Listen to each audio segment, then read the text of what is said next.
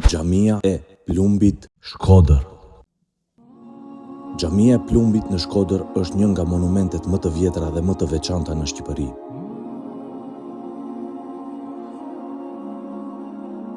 Ajo u ndërtua në vitin 1773 nga Mehmet Pash Bushati në stilin klasik osman.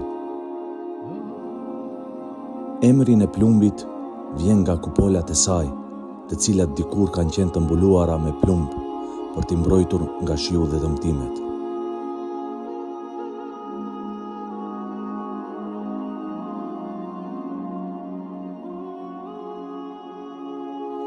Pavarësisht përmbytjeve dhe periudhave të vështira historike, kjo xhami ka mbijetuar si simbol i besimit dhe trashëgimisë kulturore. Sot ajo mbetet një nga vendet më të rëndësishme historike pranë Shkodrës.